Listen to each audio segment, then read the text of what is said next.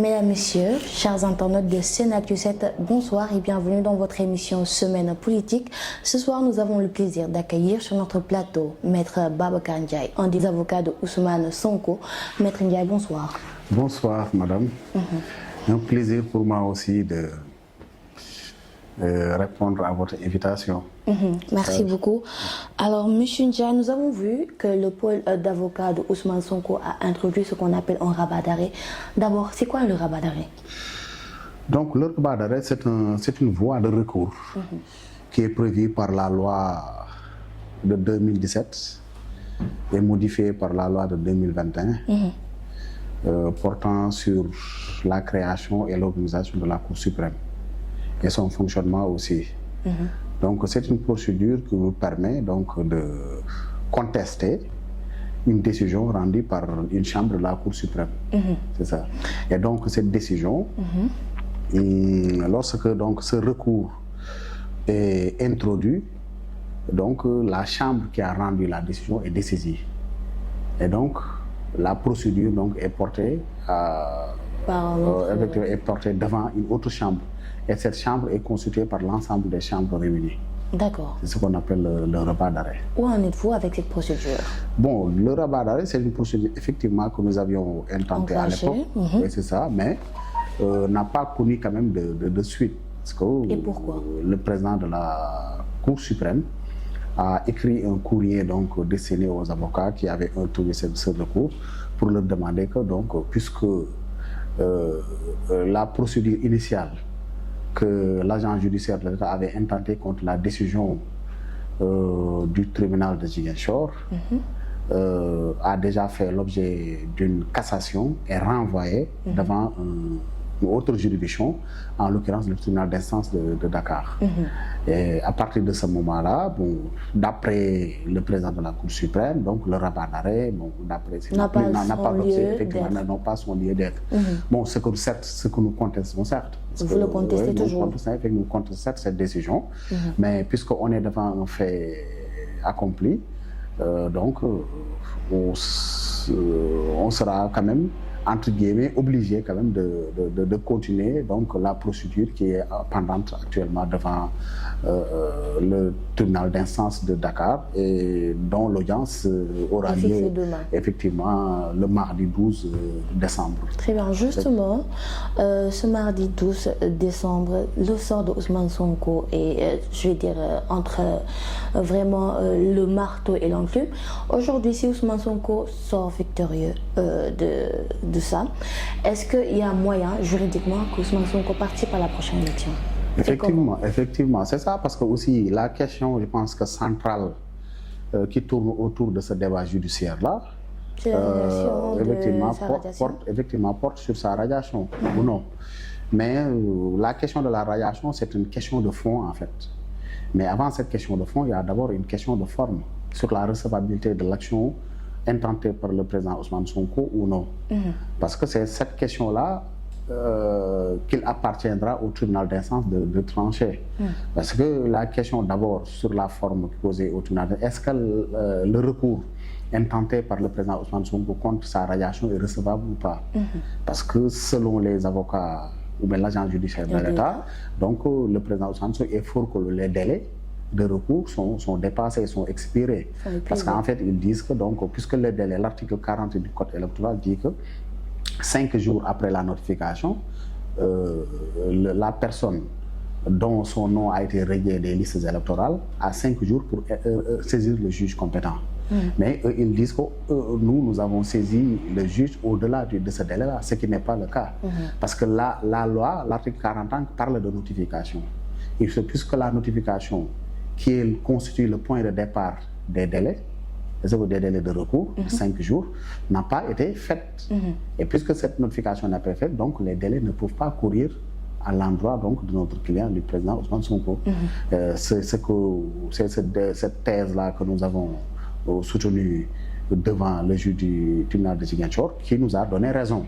Et la Cour suprême, lorsque donc cette décision de la Cour suprême a été portée devant du moins la décision du tribunal d'instance de Ziguinchor a été portée devant la Cour suprême. La Cour suprême ne nous a pas désavoué, mais il a dit que les motifs avancées par le juge doivent être améliorées, effectivement, doivent être revues en réalité, c'est ça. C'est la raison pour laquelle nous disons simplement que, en réalité, nous avons le droit avec nous, puisque la Cour suprême ne nous a pas désavoués, elle a simplement dit en langage plus simple que les motifs ou bien la motivation avancée par le tribunal de Ziguinchor, c'est une motivation qui mérite d'être améliorée et qui mérite d'être beaucoup plus précisée, quoi.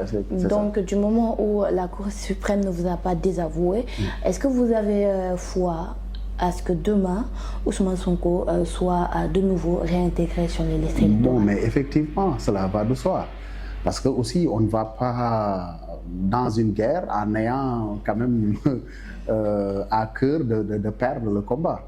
Vous comprenez? Donc, nécessairement et certainement, nous espérons que le droit sera dit. Parce qu'on est à la courage des chemins à mon niveau. Et je pense que notre justice doit, plus que jamais, jouer son rôle, rester debout et jouer son rôle dans le rayonnement de notre démocratie. Moi, je dis qu'au Sénégal, je pense que le seul maillon qui manque dans notre démocratie, c'est la justice, malheureusement. La justice, écrit sa lettre d'or de façon vraiment discontinue en réalité. Et puis de façon ponctuelle. Peut-être il y a certaines décisions comme le juge de Ziguinchor, Sabassi, effectivement, qui a vraiment inscrit quand même une empreinte, marqué une empreinte indélébile dans l'histoire judiciaire du Sénégal. Mais on a besoin de ces actes de façon continue et de façon généralisée dans la justice. Et impartiale. Impartiale. Mais malheureusement, on constate souvent que la justice ne répond pas au rendez-vous de l'histoire. Effectivement, c'est ça. En réalité, la justice ne répond pas au rendez-vous de l'histoire judiciaire du pays. Parce qu'à mon avis, le socle qui tient la démocratie, sur lequel repose la démocratie, s'appelle la justice. Si ce socle-là n'est pas solide, ou bien si ce socle-là est défaillant, malheureusement, on aura toujours une démocratie dont son progrès peut être freiné par la seule volonté d'un homme. C'est ce que nous considérons aujourd'hui, parce qu'au Sénégal, on constate que depuis que Macky Sall est arrivé au pouvoir, le Sénégal n'a jamais inscrit quand même un acte phare en matière de démocratie. Parce que la démocratie requiert de l'élégance aussi. On a donc noté plus de recul démocratique effectivement, que d'avancée. C'est ça que je veux dire. Depuis que le président Macky Sall est là, on a reçu que non seulement on a connu que du recul démocratique, mais aussi sur le plan des libertés et des droits humains aussi. J'allais en venir. Est-ce que vous comprenez? Le cas Bassirou Diomaye Faye, qui a exprimé en fait sa perception concernant la marche ou la bonne marche de la justice qui a été recueillie. Qu'en est-il de la justice avec la démocratie et la liberté d'expression? Effectivement, c'est ça. En fait, ça veut dire que le cas de Diomaye Faye, c'était juste un prétexte pour le mettre au frigo. Parce qu'il a juste exprimé. Effectivement, il a juste exprimé une opinion. Et cette opinion même, je vous dis, a été même exprimée par un ministre de la Justice en France, Maurice Dupont, a, devant le Parlement, expliqué effectivement que la France est confronté aujourd'hui à une clochardisation de la justice. Tout simplement pour dire qu'en fait, il y a un dénouement humain et matériel de la justice. C'est une opinion. C'est pas pour terminer l'image de la justice. Au nom de la démocratie, de la liberté d'expression. Mais malheureusement, on est en présence d'un régime qui est réfractaire d'abord à la contradiction et à la contestation. Sa seule réponse contre des arguments contraires ou bien contre des arguments effectivement de contestation, c'est la répression d'abord, c'est la répression très violente, parfois même des tueries, on peut dire, mais aussi la répression par l'emprisonnement arbitraire et des arrestations arbitraires aussi, quoi. Parce que ce qui conforte d'ailleurs ce que je viens de dire, tous les procès organisés relativement à ces personnes qui font l'objet d'arrestation, ces personnes-là sont libérées, sont mises en liberté après un procès, pour vous dire qu'en réalité, c'est des faits qui ne méritaient non seulement, c'est des faits infondés en réalité, qui n'avaient aucun fondement matériel. On vous arrête et on vous charge avec des accusations vraiment abstraites, vraiment qui viennent du ciel, et c'est sans fondement, sans rien. Mais ces accusations sont juste motivées par le besoin ou bien par une nécessité de survie d'ailleurs de ce régime-là pour de vous arrêter et de vous mettre quand même en prison en vous privant indûment et injustement votre liberté. Et moi, je pense que dans cette situation, à mon avis, seule la justice peut sauver le Sénégal en réalité. Seule la justice. Parce que aussi nous avons des magistrats compétents. Je pense que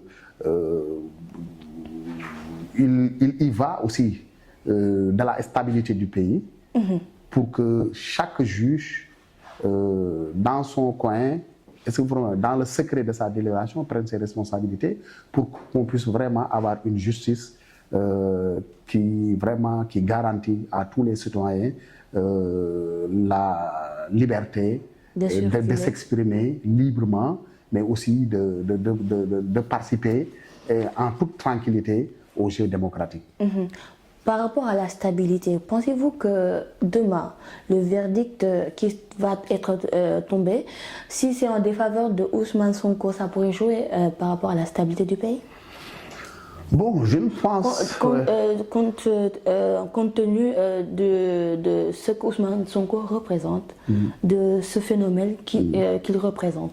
Bon, en fait, je ne peux pas dire, je ne peux pas quand même avancer des choses, par exemple, sur l'avenir, ce qui va se passer demain. Je ne veux pas prédire ce que l'avenir sera. Mais en tout état de cause, tout le monde sait que le président Ousmane Sonko, politiquement, est une réalité que les Sénégalais ont définitivement adoptée et qui vraiment constitue vraiment un grand espoir pour une écrasante majorité de Sénégalais. Vouloir quand même l'écarter sur des questions vraiment purement politiques, ou bien sur des questions très légères aussi, il faut dire sur des arguments très légers, à mon avis, c'est quand même... Vous pensez que ce sont des arguments très légers? Oui, effectivement, c'est des arguments très, très légers, parce que aussi, pour ne pas entrer dans le fond de ce dossier-là, parce qu'ils brandissent quand même sa condamnation par contumace. Tout le monde sait que la loi, elle est claire par rapport à ce niveau-là. Ousmane Sonko, au regard de la loi, actuellement, il est dans cet état de contumace. Non, mais il n'est plus dans ça, parce qu'une personne arrêtée ne peut pas être un contumace. La loi dit que si vous êtes condamné, si vous êtes dans un état de contumace et que vous êtes condamné, votre arrestation anéantit le jugement et tous les effets du jugement, c'est ce que dit la loi. Donc, et par rapport à cela, on ne peut pas se fonder sur cette condamnation par contumace qui a été déjà anéantie, je le répète, pour quand même procéder à la radiation de son nom sur les listes électorales. Donc, pour vous dire qu'en réalité, c'est un grand espoir pour le Sénégal et même au-delà de nos frontières. Et cela, à mon avis, devrait quand même amener quand même nos gouvernants et notre justice de façon générale à plus de lucidité en réalité, pour quand même saisir les enjeux qui sont liés à ces élections de 2024. De 2024, parce qu'aussi on doit organiser une élection inclusive. Et transparente aussi, qui garantit aussi l'égalité de tous les candidats, mais aussi qui garantit aussi un scrutin transparent et libre aussi, et sans dénuer de toute contestation. Et pour cela, à mon avis, l'État ou bien ce régime-là doit tout faire pour au moins préserver notre legs démocratique. Parce que aussi, le Sénégal ne s'est pas réveillé pour devenir ce qu'il est devenu actuellement. C'est des années de lutte, c'est des années de sacrifice. Des grands personnages ont marqué l'espace public sénégalais, l'espace politique du Sénégal.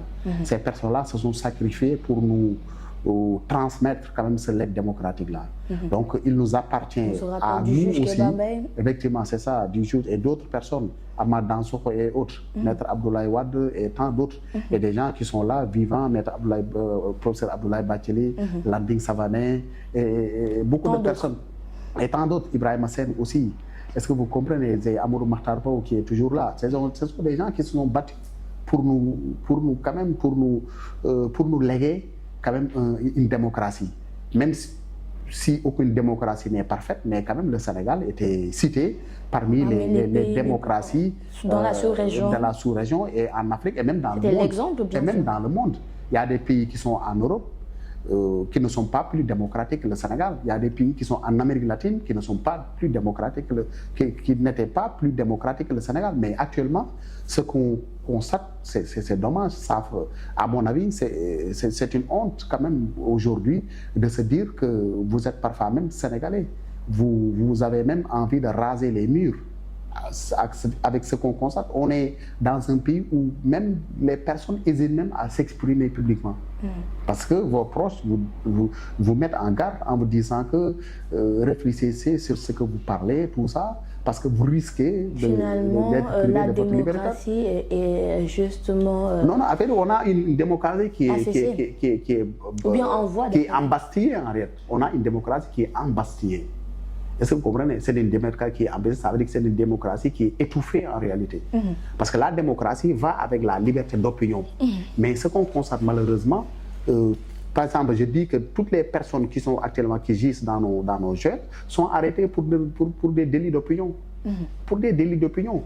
Mais pour peut-être essayer de justifier ces arrestations, on invente des infractions qui n'ont aucun rapport avec la situation de ces personnes arrêtées.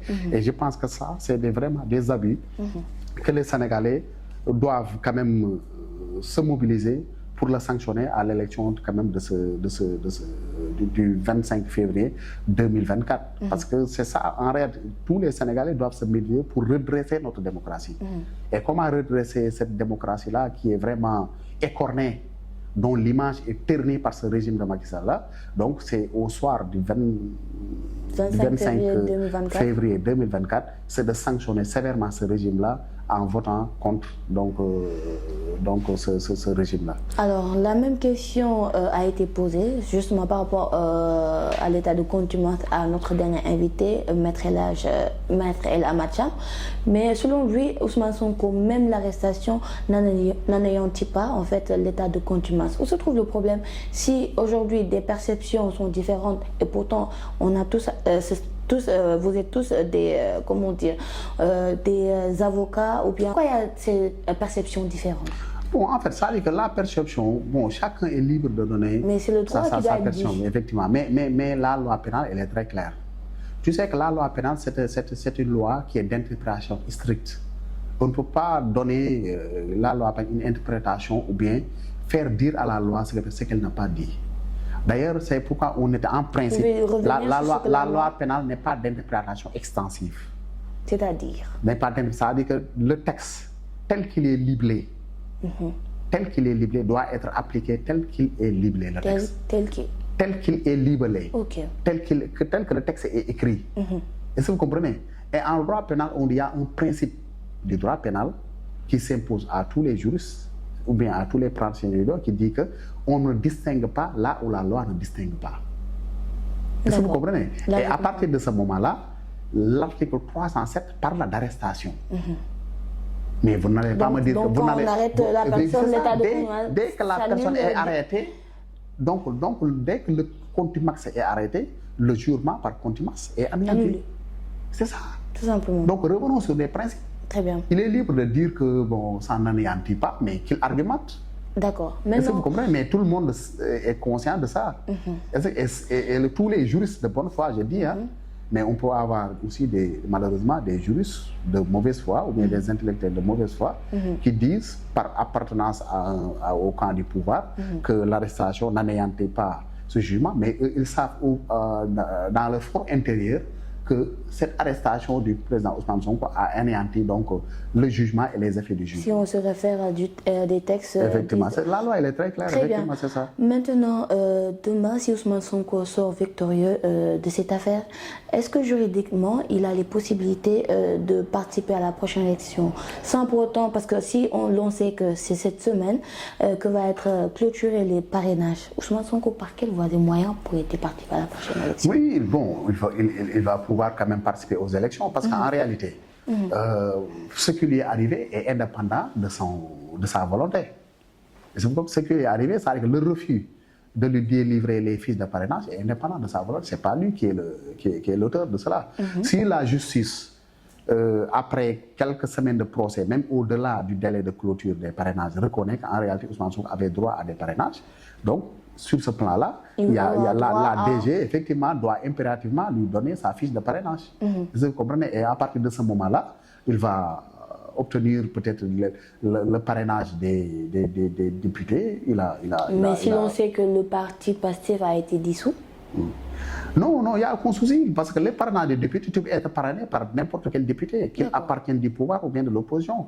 Même les députés qui sont au pouvoir peuvent le parrainer. Hein. D'accord. Et vous comprenez, ça ne veut pas dire que vous êtes dans l'opposition ou vous êtes dans le pouvoir. Le député est tenu de parrainer soit un candidat de l'opposition ou bien un candidat du pouvoir. C'est libre. Ça importe peu. D'accord. Ça importe. Le député est libre de parrainer qui il veut.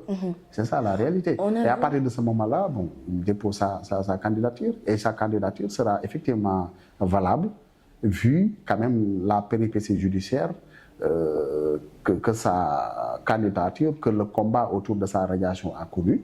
Je pense que, comme je l'ai dit tout à l'heure, hein, c'est indépendant de ça. Et à partir de ce moment-là, donc sa candidature est effectivement recevable. Très bien, on a vu le mandataire de Ousmane Sonko a tout à fait déposé la caution au niveau de la caisse de dépôt et de consignation, mais des heures après, on a vu le directeur de la caisse de dépôt et de consignation demandant de ramener la quittance. Est-ce que Ousmane Sonko, avec seulement la quittance, sans l'attestation signée par le directeur, pourrait participer à la prochaine? Mais la quittance suffit, parce que aussi, en matière de... Sans la signature de l'attestation? Non, mais la consignation. Vous savez que la consignation, donc c'est souvent un montant qu'on dépose pour garantir une éventualité d'une condamnation, tout ça. Est-ce que vous comprenez? Dans une procédure peut-être, une éventualité procédurale souvent, de façon générale. La consignation, c'est pas seulement en matière électorale, mais même en matière judiciaire, il y a certaines procédures, par exemple en matière de citation d'acte, de consigner. Mais si vous consignez, on vous donne une quittance. Mais c'est cette quittance-là que vous déposez devant le juge. D'accord. Est-ce que vous comprenez? Cette quittance-là n'a pas besoin d'être signée par le directeur. En tout cas, mais l'expérience que j'ai eue dans le monde judiciaire, je n'ai jamais vu une quittance être signée par le directeur. Donc, vous déposez le montant de la consignation et vous délivrez une attestation. Et cette attestation qui montre que vous avez cautionné pour les élections. Donc, moi, je dis que dès lors que le président Ousmane Sonko a reçu sa quittance, donc sa caution est valable. Très bien. Vous comprenez? Ok, maintenant, le cas Bassirou Diomaye Faye, si toutefois il passe les parrainages, est-ce qu'il aura droit à battre campagne comme les autres candidats? D'autant plus qu'actuellement, on sait qu'il est en lieu de détention. Oui, donc, moi je pense que cette question-là devait être posée aux tenants du pouvoir. Mais en tout état de cause, nous, que Diomaye soit libre ou pas avant les élections, au cours même de la campagne électorale, donc il y aura... Oui, effectivement, si sa candidature, Inch'Allah, si sa candidature passe, et ça va passer, Inch'Allah, parce que rien n'empêche à la validité de sa candidature. Donc, il y aura un directeur de campagne, il y aura une coalition qui va battre une campagne autour d'eux. Et puis, tout le monde connaît Diomaye Faye au Sénégal. Tout le monde sait que Diomaye Faye, c'est Ousmane Sonko bis. Hein. Diomaye Faye, c'est Ousmane Sonko. Ousmane Sonko, c'est Diomaye. Bon, Diomaye, c'est une pièce maîtresse de PASTEF. Et je ne dis pas que c'est la seule pièce, mais c'est l'une des pièces maîtresses de PASTEF. Et du projet aussi. Vous comprenez? Donc, à partir de ce moment-là, donc, même si le président Ousmane Sonko n'y va pas à ces élections, si Diomaye arrive comme candidat, je pense que toutes les attentes seront satisfaites. Et à partir de ce moment-là, je pense qu'on a suffisamment de ressources humaines, suffisamment de moyens humains aussi, de ressources aussi, en termes de mobilisation, pour pouvoir quand même faire une campagne irréprochable et une campagne victorieuse aussi, qui va permettre quand même à notre candidat, si c'est Diomaye Faye, quand même de remporter haut la main, donc le scrutin du 25 février 2024. On a entendu récemment des charges encore sur Ousmane Sonko concernant des éventuels financements qui viennent d'ailleurs avec des Arabes. Est-ce qu'aujourd'hui cette charge aussi pourrait être source ou qui pourrait empêcher la candidature de Ousmane Sonko? Si l'on voit qu'à chaque fois qu'il peut sortir d'une affaire, on voit, je ne veux pas parler d'acharnement, mais c'est ce que l'on voit, si on peut le dire ainsi. Est-ce qu'aujourd'hui, ça ne pourrait pas être encore une entrave pour la candidature d'Ousmane Sonko? En fait, ces accusations-là sont surréalistes en réalité. Tout le monde le sait. Le président Ousmane Sonko fait l'objet d'une campagne de diabolisation depuis qu'il est dans le champ politique. Ce qui justifie cette campagne de diabolisation, c'est juste le fait qu'il prône un discours de rupture, hein, un discours révolutionnaire, ce que j'ai l'habitude de dire. Un discours qui tranche avec la pratique classique de la politique au Sénégal. D'où l'appellation d'opposition radicale. Radicale, effectivement, c'est une opposition aussi révolutionnaire. C'est ça aussi. Bon, et ce discours a bénéficié de l'adhésion massive, très massive aussi, de la population dans son intégralité. Et ce qui fait peur aussi aux tenants du système. Parce que aussi, il y a ce qu'on appelle les tenants du système. Et malheureusement, ces tenants du système font tout pour empêcher à l'aboutissement de ce projet-là. Donc, raison pour laquelle tous les moyens sont bons pour dégarnir, pour terrir son image. Donc, cela ne nous surprend pas en réalité. Cela ne nous surprend pas. Donc, on s'attend demain à d'autres accusations, mais tout le monde sait que le président Ousmane Sonko, quelqu'un qui s'est abstenu de bénéficier quand même, ou par la corruption, ou par des voies illégales, des biens de l'État ou bien des deniers publics, ne va pas se compromettre quand même en recevant des fonds qui viennent de l'extérieur. Surtout que dans cette affaire-là, on accuse même la communauté mouride. C'est ça la réalité. Parce qu'on ne dit pas que c'est Ousmane Sonko qui a reçu les fonds, mais on dit que c'est les mourides qui ont reçu ces montants-là en vue de soutenir le président Ousmane Sonko. Vous voyez donc la gravité même de ces accusations. Et c'est le moment, à mon avis, pour moi, bon, peut-être les dignitaires mourides, de mettre les points sur les i. Voilà, pour remettre en cause dans leur place ces journalistes-là qui cherchent, que je considère comme des machines à mensonges en réalité. Hein.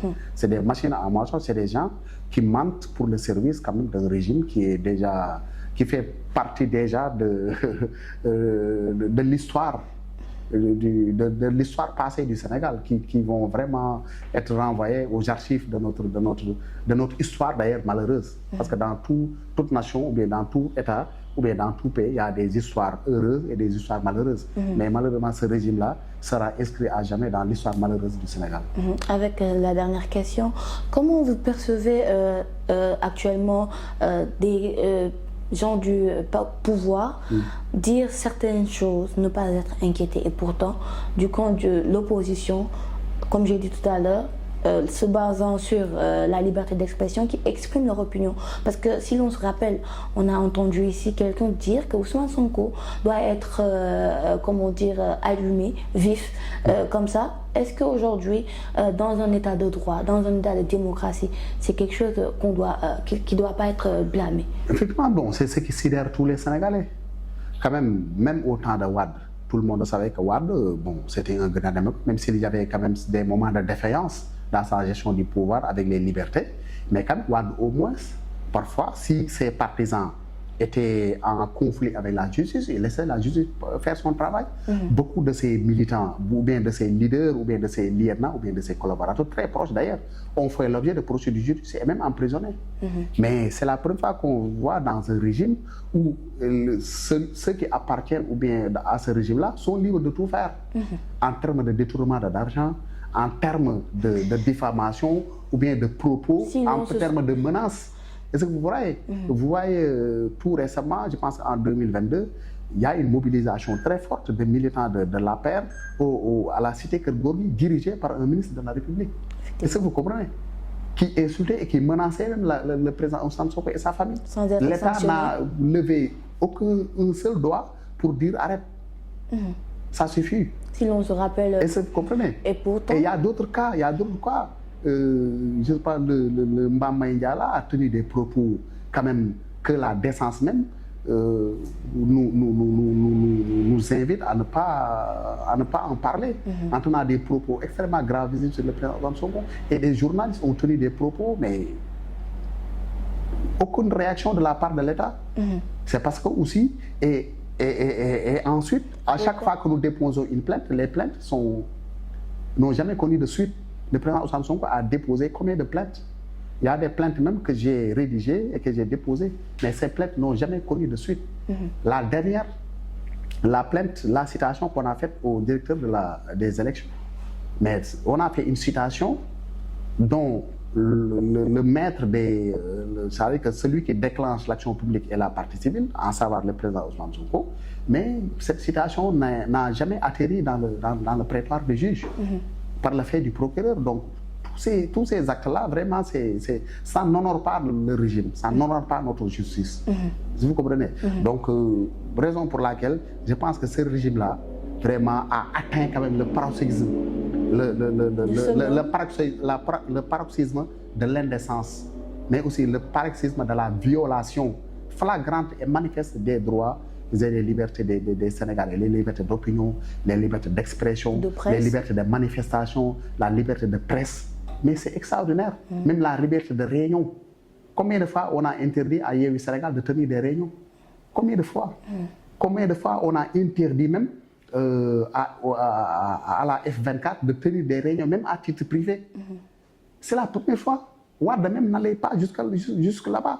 Parce que moi, je dis que sous le régime de Wade, le Sénégal a enregistré des pas démocratiques, mais c'est avec la compréhension, la tolérance d'Abdoulaye Wade. Parce que je dis que le 23 juin, mais si ce n'était pas la hauteur, la grandeur de Wade, le 23 juin n'aurait pas lieu. Il pouvait barrer, parce que c'est facile de barricader Dakar avec ses forces de l'ordre et empêcher toute manifestation. Et sa loi sur le ticket présidentiel allait passer. Mais Wade a sentait la respiration de la démocratie. La démocratie, même si ce n'était pas parfait, il faut le dire. Est-ce que vous comprenez? Mais ce régime-là, vraiment, a instauré un état d'exception dans ce pays-là. Un état de répression. Jamais dans l'histoire de ce pays-là. 1000 personnes emprisonnées, injustement. Mais ce sont deux... Est-ce que vous comprenez? Et puis ces personnes, c'est des personnes qui sont utiles à la société. Prenez le cas de Bassirou Diomaye Faye. Et je peux en parler, Fadilou Keïta et tant d'autres. Le maire de Keur Massar, Bilal Diatta et tout le monde.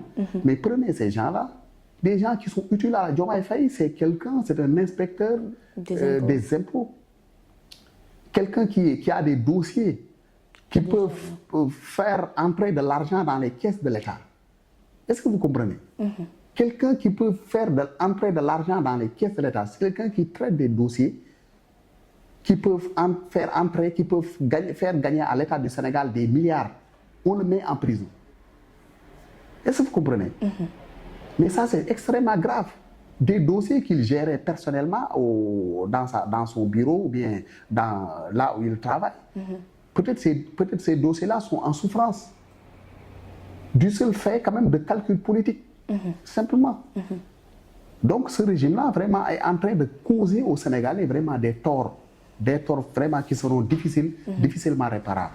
Raison pour laquelle donc moi j'appelle à tous les Sénégalais de prendre conscience et de préparer sérieusement les élections, d'être vigilants sur les scrutins et de rejoindre l'opposition radicale dont la plus célèbre est Pastef, est-ce que vous comprenez, pour vraiment barrer la route à ce dessein quand même finesse-là de ce régime-là qui consiste à s'accaparer du pouvoir et à continuer à torturer les Sénégalais.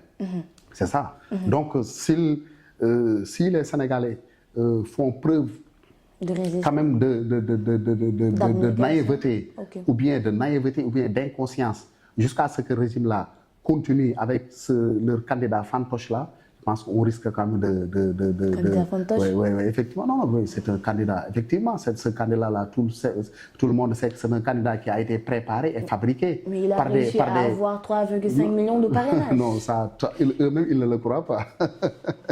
Eux-mêmes, donc, s'ils disent qu'ils ont reçu 3 millions, donc on peut dire que leur candidat est plus célèbre même que Macky Sall. Parce que Macky Sall a tenté d'avoir 2 millions de signatures, il ne l'a pas eu. 2 millions de Sénégalais, il faut que les Sénégalais aussi, les Sénégalais, moi j'ai l'impression que certains d'entre nous sont un peu amnésiques. Mais Ce qui ne semble pas logique. Effectivement, je dis que Macky Sall, tout le monde sait qu'il est plus populaire qu'Amadou Ba. Tout le monde le sait. Est-ce que vous comprenez? L'unanimité qu'il a au sein de sa coalition, Amadou Ba ne l'a pas.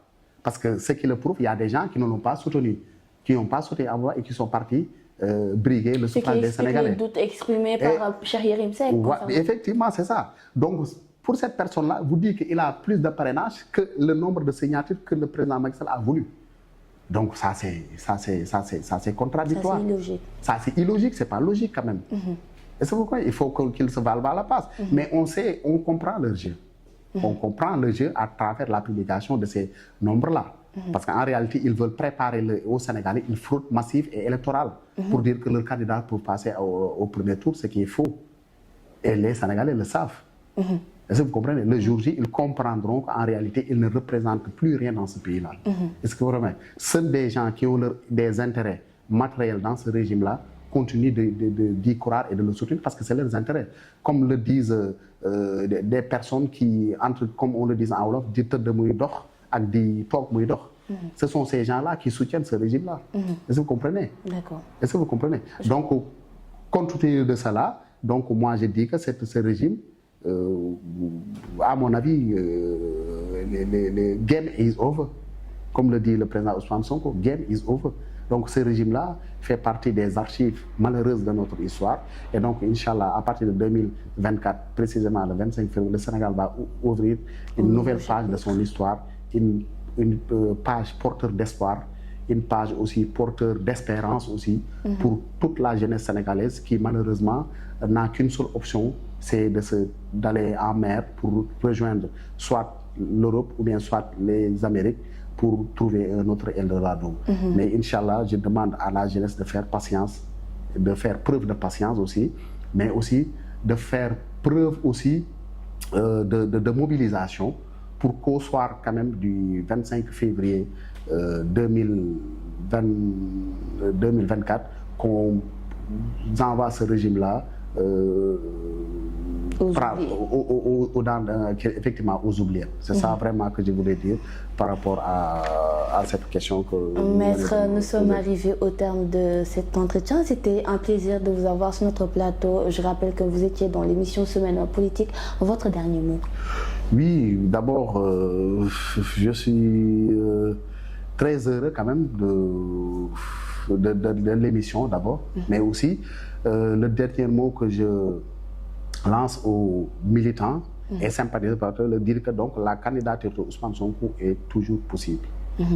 Inch'Allah, on espère que demain, au soir, après les plaidoiries et le délibéré du tribunal, donc le président Ousmane Sonko sera effectivement rétabli dans ses droits en tant qu'électeur. Et s'il est électeur, forcément, sa candidature va être recevable.